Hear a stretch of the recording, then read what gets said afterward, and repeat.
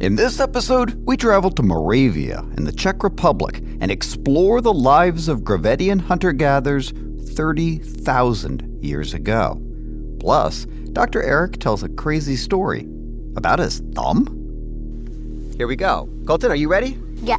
Deanna, are you ready? Yeah.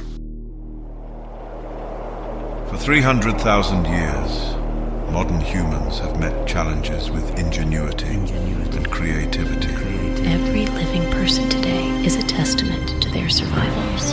But how did it happen?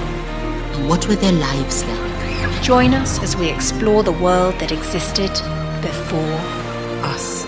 Kids! Hello and welcome back to another awesome episode of Before Us Kids. And today I'm here with Deanna and Colton. Hey guys, how are y'all doing today? Good. Are you guys excited about the episode? Yes. Yeah, me too. Now, I wanted to actually start off with a story about me. And this happened about 30 years ago. I was sitting and making stone tools. So I was holding the stone in my left hand, and I had a big baton of antler in my right hand. And I was using these tools to sharpen a tool that I had just made. As I was making the stone tools, a piece of rock bounced off of my hand, and it flew into my thumb. Oh, I know the story. You know this story? Have I told you the story before? Yeah, and then you popped it out. Yeah, so I'm making these stone tools, and making stone tools is really difficult. It can be dangerous as well. And this obsidian, this is volcanic glass that I'm napping, this little chip flew into my thumb. And I was like, ah! And I looked at it, and it started to bleed a little bit. And I knew that there was a little piece of stone in there. So I started digging around to try and get it, and I couldn't. So I went to the emergency room, and the doctor couldn't get it out. And at one point, the doctor and I were both kind of like digging around in my thumb with these little probes trying to get out this piece of stone. It didn't hurt, but I was like, I'm so annoyed that this piece of stone is now stuck in my thumb. Well, the doctor couldn't do anything about it. So he wrapped it up, and about a week later, I'm out camping. And I wake up early one morning, and my thumb was just pounding, ba-bum, ba-bum, ba-bum. I was like, what's wrong with my thumb? I take the Band-Aid off, and I look over where that little piece of rock had shot into my thumb, and I squeezed it. Do you know what happened? It shot out, and you caught it in your hand. I did. This piece of volcanic glass shot out of my thumb, bounced off the wall of the tent, and fell into my hand. And I was so excited and impressed that I just shot this piece of rock out of my thumb that I then took that little piece of rock and I made a little leather pouch for it, and I sewed it all up, and I put the little piece of rock in there, and I kept it. And I still have it. That is so weird. I know, you're laughing. Isn't it funny? The reason I'm telling this really silly story is because that little piece of rock has absolutely no purpose. I can't use it as a tool or anything, but I still kept it. And it was something that I wanted to keep around. Like a memorial thing. Like a memorial? I still have my thumb, dude. This is the really complex kind of behaviors that characterize modern humans, like the three of us, and all living people today. Sometimes we just do things for sentimental reasons, or just because I was like, that was really cool. I shot a piece of rock out of my thumb. I'm going to keep it. We do things like that. And our ancestors also probably did things just like that. But those kinds of behaviors aren't preserved in the archaeological record. Do you know why? Because they got disintegrated and lost, or... Well, how do you preserve memories? You remember them? Well, you can remember them. But what happens if you die? Then it's not in your memory. Yeah, the memories and everything, they go away. And archaeologists have a big challenge, because when we excavate archaeological sites, we lose sight of the people. We see only the trash and other debris that they left behind. But we don't actually get to talk to the people. We don't get to ask them, why did you keep this broken piece of rock here? There could be a perfectly simple answer for it, like, I really like that piece of rock. You know, I got a really big mammoth with that piece of rock, and you know what? It's my lucky piece of rock. It could be something as simple as that, but we will never know, because when the archaeologists are digging at that site and find that piece of rock, we look at it, we can describe it. To us, it's just a piece of rock. So this brings me to the topic of what we are going to be discussing today. How the piece of rock shot out of here. No, not how a piece of rock shot out of my head, my thumb. No, something that we call the invisible archaeological record. The invisible archaeological record. Thank you for that, dude. And we are going to be traveling 30,000 years into the past to an area known as Moravia, which is in the Czech Republic. Now, do you guys know where the Czech Republic is? Do people in the Czech Republic play checkers? Do they play checkers in the Czech Republic? You know what? We should ask them. So the Czech Republic is in Eastern Europe. It's just north of Austria, and there's an area in South Czech Republic called Moravia. And Moravia is actually really important archaeologically because archaeologists there have found a lot of very well-preserved archaeological sites. So these sites date to the time of the late Pleistocene. Now, you guys probably know it as the Ice Age, and it was a really cold period of time. During this time, there was a group of people that archaeologists like to call the Gravettian. Gravettian. Yes, the Gravettian. It's super cool. These people were hunter-gatherers who lived across Europe and into Russia during an extremely cold period of time that was not easy to survive. One of the most notable things about the Gravettian is that they created abundant artwork that included paintings on cave walls, but also lots of carvings of people and animals made from bone and mammoth ivory. Now, in Moravia, there are numerous Gravettian sites. One of these sites is called Milovice, and one day, archaeologists were digging at Milovice when they found a cluster of stone tools embedded in the ground. Now, that's not super unusual, except that the tools were all pointed the same way.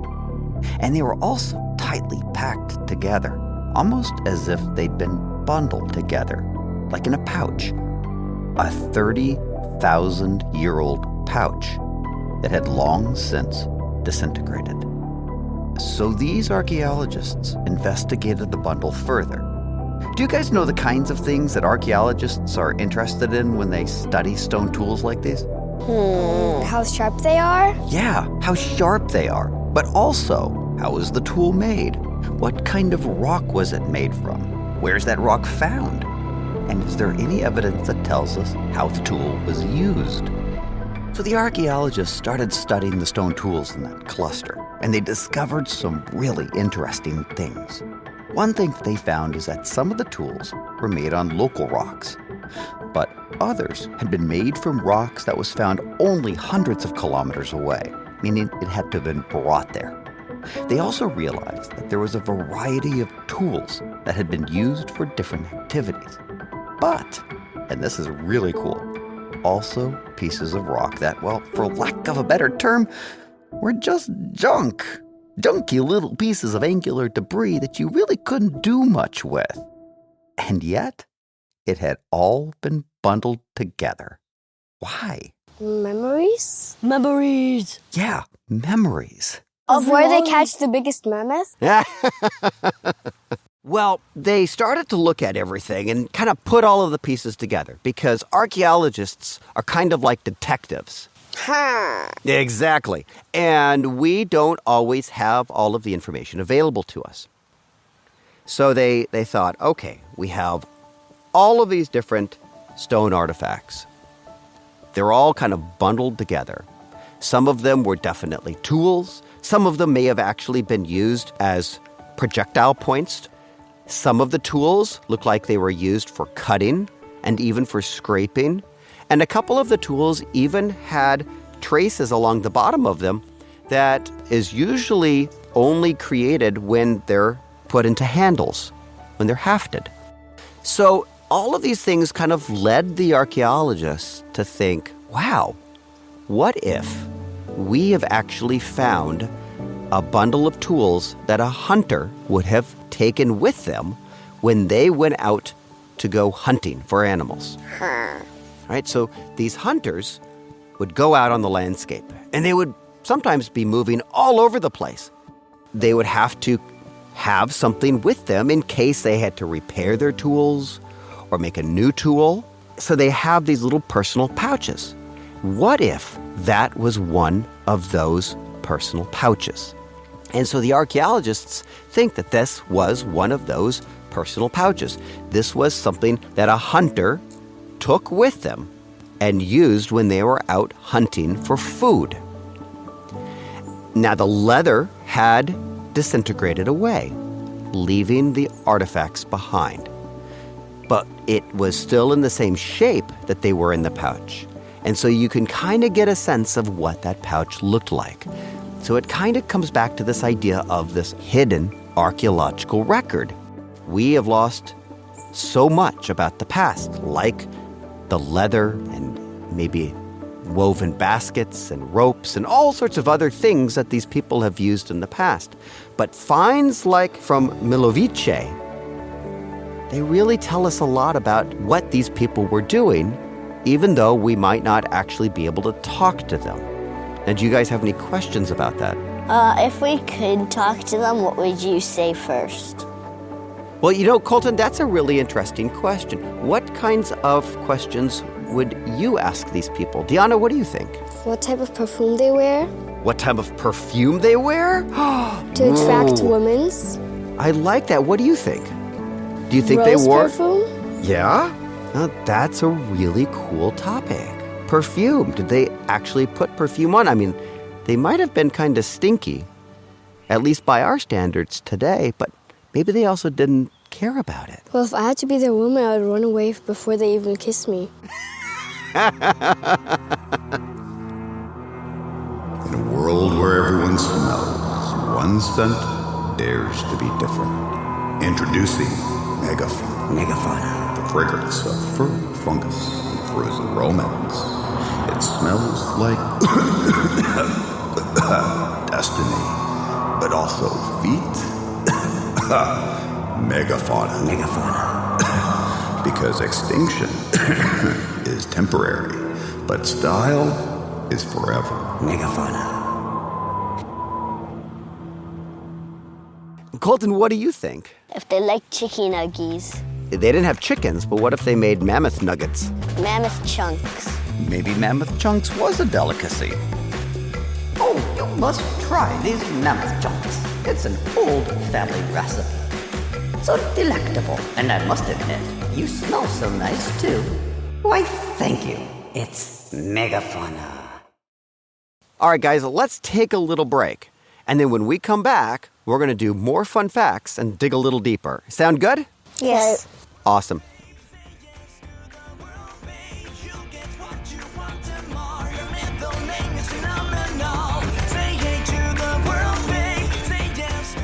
Hello, parents. Dr. Eric here. If you've got an aspiring adventurer at home who's loving this episode, then you won't want to miss all of our amazing content that's waiting for you on our Patreon. By subscribing, you'll get exclusive access to new adventures, such as the critically acclaimed 10-part series, Totally Ridiculous, Mostly Serious, Always Awesome Guide to Surviving the Ice Age, but also zombies and the weirdness of life in general. And don't forget to check out the freely available Science Behind the Stories, where I explain the scientific discoveries that shaped each week's story. And there's a ton of other really cool perks you won't want to miss either. If you or your kiddo has a burning question for a real-life archaeologist, yeah, that's me. I'll personally answer it. Subscribers can also suggest future episodes and even be a part of them. I love chatting with curious kids of all ages.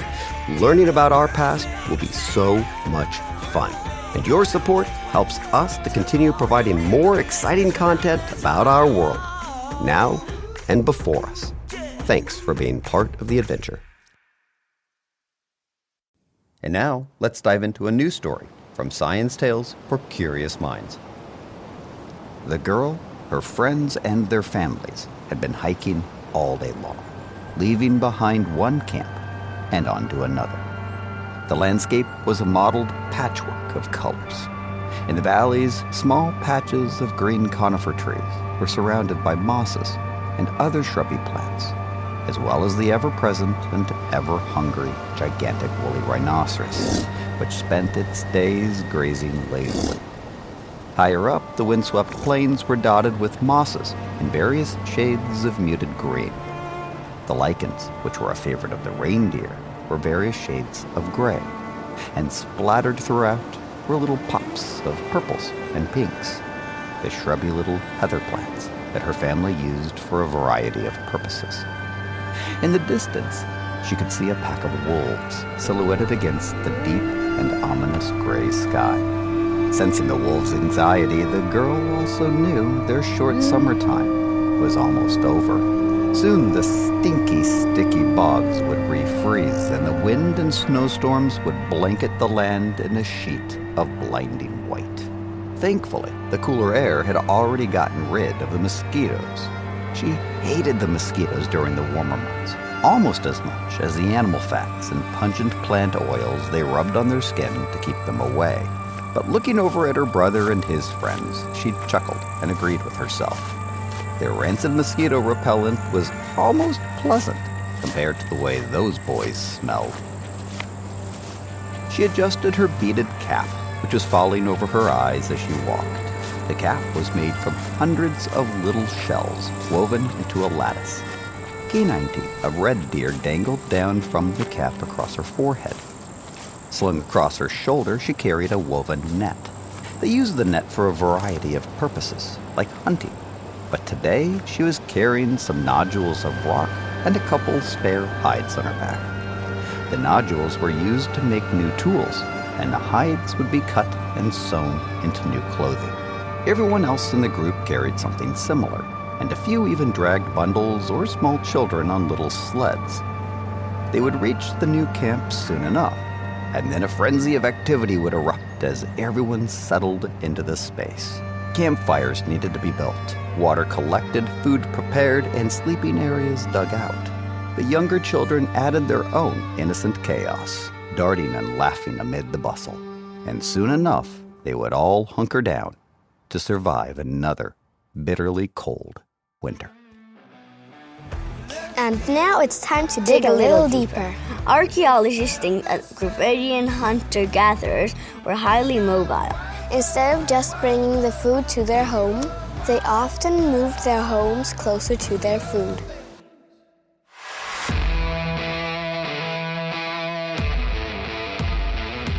Okay guys, so normally we do more fun facts, but today I wanted to talk about two more very cool Gravettian sites in Moravia. Sound good? Mm-hmm.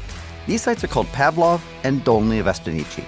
At both of these sites, archaeologists have found numerous pieces of hardened clay, sometimes on the cave floor, sometimes around fire pits. When they looked closely at these bits of clay, do you know what they found? What? An animal? Even cooler than an animal. When they looked at these pieces of clay, they saw the impressions of cord, like what is used to make rope. And on several pieces of clay, they even saw the impression where multiple pieces of cord had been tied together into knots to make what? What do you think they were making? A box to tie Slingshots? Nets.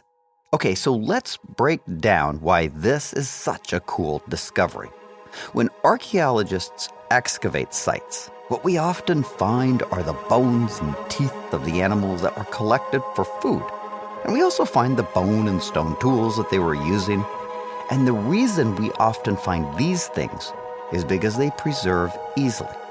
But there's lots of other things that those people in the past were making and using that don't get preserved. Do you remember what we called that?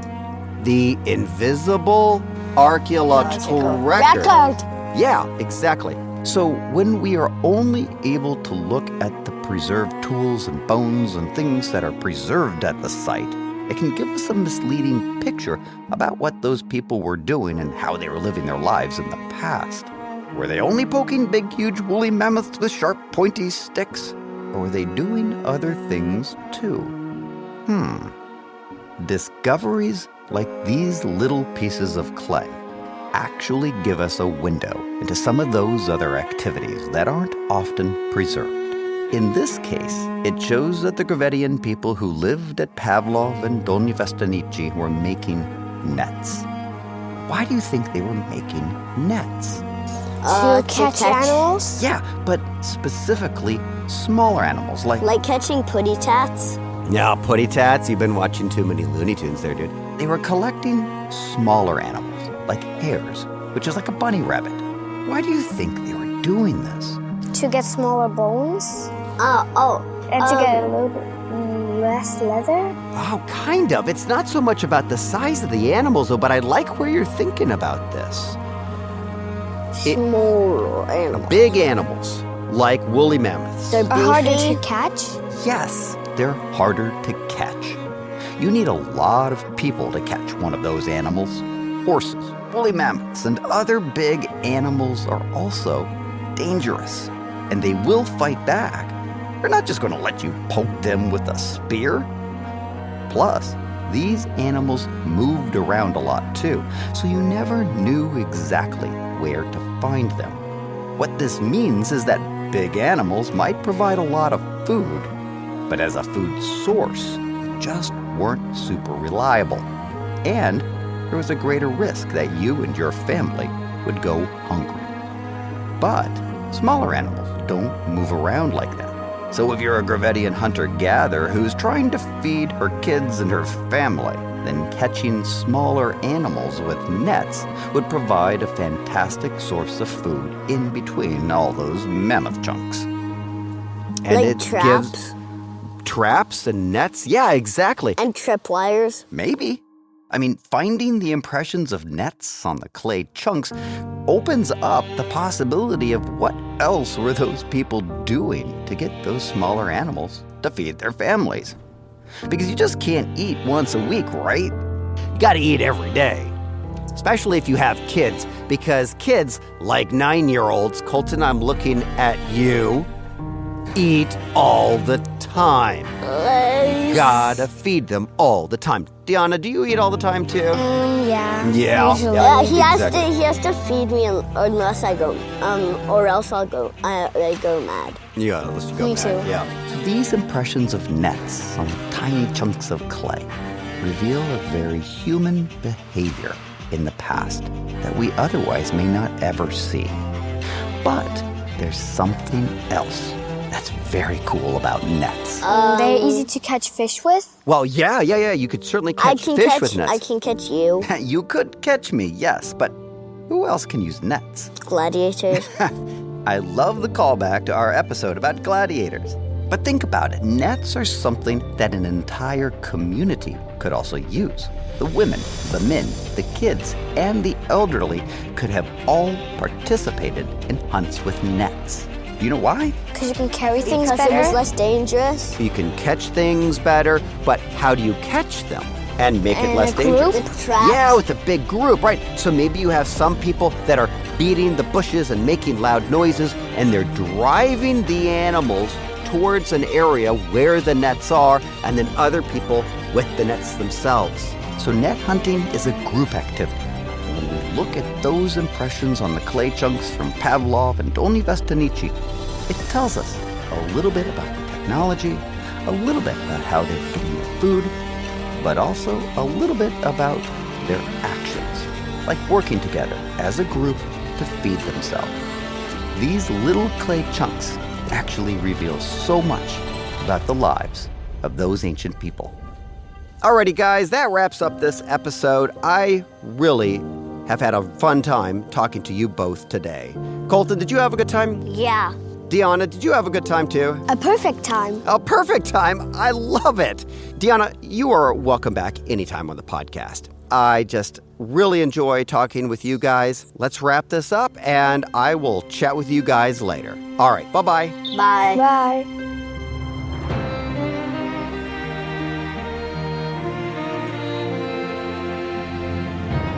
Before Us Kids is written, hosted, and produced by Eric Fisher.